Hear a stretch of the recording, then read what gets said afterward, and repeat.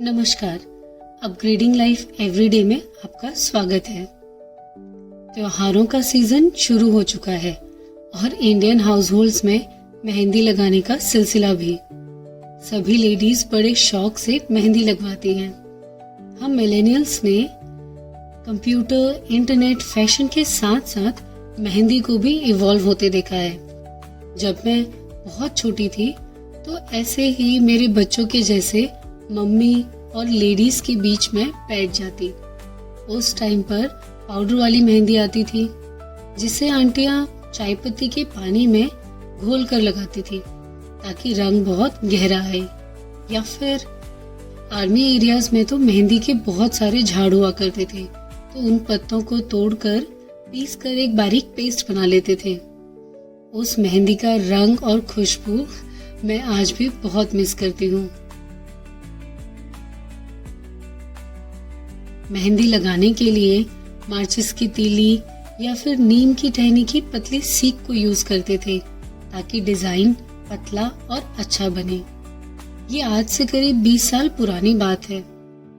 फिर हुआ मेहंदी की दुनिया में एक बड़ा अपग्रेड और मार्केट में आई मेहंदी की कीप। आज के टाइम पर सोचो तो लगता है कि उस टाइम बिना कीप के मेहंदी हम कैसे लगाते होंगे। पर तब मार्केट में मेहंदी की कीप आने के बाद भी बहुत टाइम तक उसे यूज करना ही नहीं आता था, तो कीप खरीदकर भी कुछ खास डिजाइन नहीं लगता था।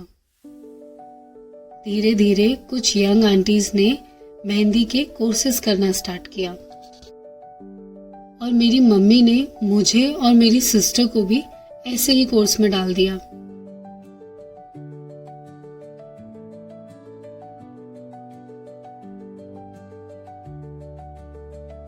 जैसे मैंने आपको अपनी वेलकम वीडियो में बताया कि मेरे पापा इंडियन आर्मी में थे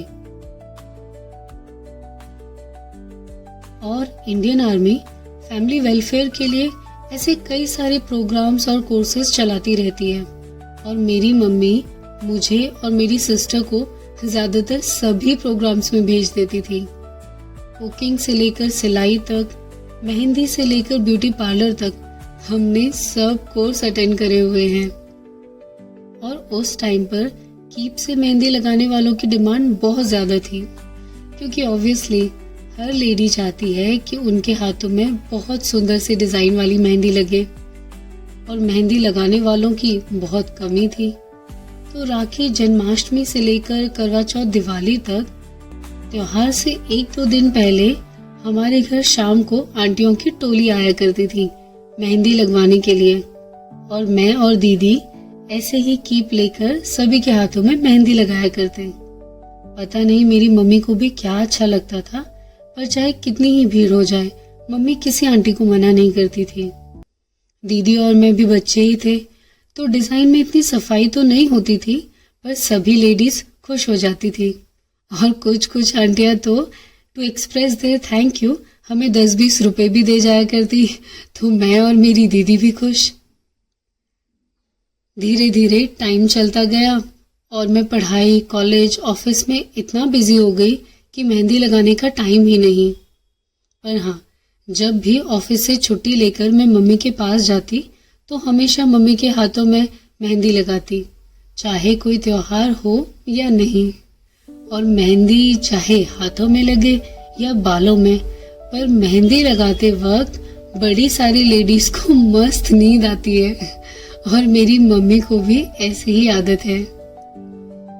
अपनी मम्मी के हाथों में मेहंदी लगाते हुए बचपन की यादों को ताजा करते हुए मैं Renu Joshi, upgrading life everyday.